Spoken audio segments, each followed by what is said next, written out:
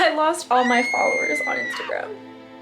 I'm just kidding, I didn't. However, if I were to start from 0 followers today, what would I do differently? Stick around because in this video, I'm gonna teach you what I would do differently if I lost all my followers based on what I now know about Instagram.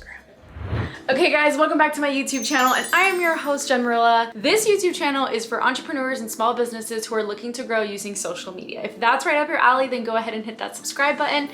And if you're coming back, welcome, it's good to see you. I hope you give me a thumbs up because you're excited to learn about what you would do different, what I would do differently if I lost my Instagram followers today. And here I am with 22,600 something followers. What would I do today knowing everything that I have learned about Instagram? What would I change? What would I do differently? All that jazz. All right, without further ado, let's dive in. Okay, so let's dive in. What's the first thing I would do? I would make sure I had a very clear and concise bio. That means that I would clean up my bio. I wanna make sure that I share exactly what I do for people. Think of your bio as like the front cover of your book, right? So if you're going on an interview or something, like you're not gonna wear a wrinkly shirt to your interview, you're gonna iron that shirt, you're gonna look good. And it's the same thing I want you to think about this bio. So your Instagram bio is extremely important because it is the first thing everyone sees when they come to your profile. And on top of that, it is SEO friendly, which means that if you can niche down and write exactly what you do for people and how you help them, then the chances of people finding you on Google are much higher. So I would get crystal clear on who I serve. I would make sure that I included location, maybe some credibility. I would add my links to my website, but making sure that that bio is perfect, okay, is the first thing that I would do. And last but not least, when you're doing the bio, make sure you have a nice profile picture. Like, I cannot stand when people post photos of, like, you know, their cats or their dogs. Like, don't get me wrong, I love animals, but like, not necessary. You want a photo of yourself if you have a personal brand. If it is a product that you are selling, that you want to have the logo, don't put a picture of the product, put a picture of the brand. Like, you just want a professional, concise, beautiful photo that catches people's attention. The second thing I'm gonna tell you guys is that if you don't have a website, then you want a way for people to reach you. So you should have something along the lines of like, DM us to book your appointment, or you can add a Calendly link so people can put your appointments, whatever the case is. Even if you don't have a website, you could put coming soon, sign up for my newsletter. Making sure that that bio is set up for success is the first thing I would do. The next thing that I would do is I would research brands. Now, I tell my clients to do this all the time because this is really important. Research and do a competitive analysis of the people that you would potentially like to be like, that are in your world, that are from your industry. Like, you wanna do a competitive analysis. You wanna look at their brand. You wanna see what's working for them. What's standing out? What kind of products and services do they provide? What is the cost of these products and services, right? And I would lay that out all very nicely. Do it in an Excel doc, or I mean, when I did it on a piece of paper or a napkin maybe. I don't know, but I can't remember, it was a very long time ago, but that's what I would do. And ask yourself, what makes these successful people stand out? I wouldn't only look for people on Instagram, I would look for people on Google. So for example, let's say you wanted to be a new beauty blogger. I would Google like top beauty bloggers in the state of Kentucky, or top beauty bloggers in New York City. And I would research those women, those men, and really ultimately see what's the difference between them and I. What's my secret sauce and what's their secret sauce? How can I take a piece of their business and tailor it to me? Don't copy, ladies and gentlemen, don't copy. What I'm saying is that essentially, at the end of the day, we're not creating light.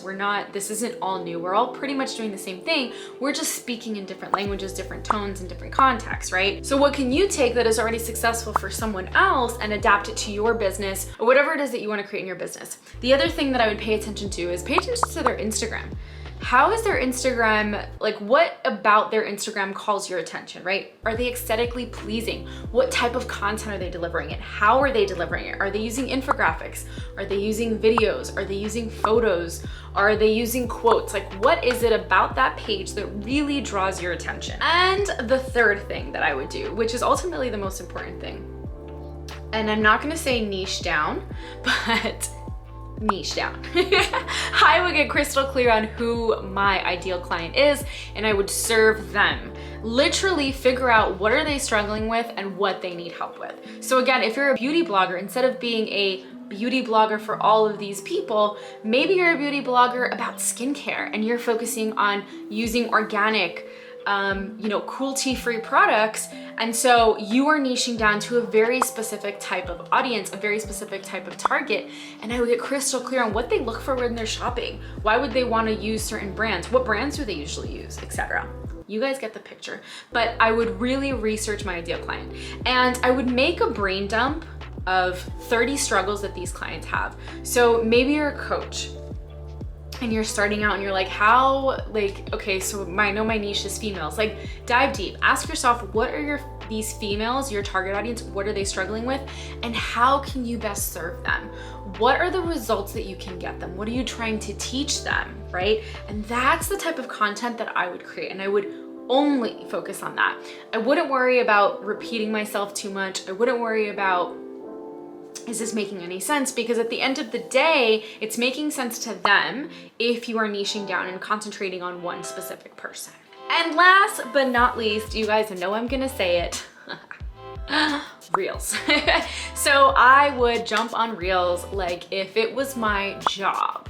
Like literally, if Instagram was paying me to create Reels, that's how I would show up. I would most likely just only post Reels, maybe infographics, but definitely every post would just be Reels. Why Reels, Jen? And if you know me and you've been around here for a while, then you know that I only and obsessively talk about Reels because Reels is so important.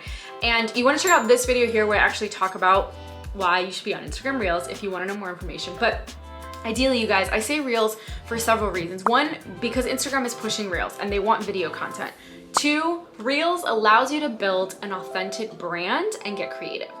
The point of Reels is for people to have fun. And if you can build a brand around Reels and you're creative and you're fun, Instagram is going to push that content, which then leads me to number 3, the chances of going viral and getting new followers is massive and more likely. So yes, I would use Reels. And I would use Reels specifically creating content around my ideal struggles. I would check out trending sounds and I would make sure that the trending sounds that I use are tailored to my ideal client and their struggles. And you can check out this video here where I actually teach you on how to find a trending sound and how to use it. All right, you guys, so there you have it. This concludes the video. Now you know what I would do if I were to start from scratch from Instagram. These were the exact steps that I would take if I'm trying to build a brand and ultimately turn those followers into paid consumers on Instagram. If you guys really like this video, don't forget to give me a thumbs up and don't forget to hit that subscribe button so you get notified every time I drop new videos every week. But until next time, you guys, I will see you soon. Take care and all the best. Bye.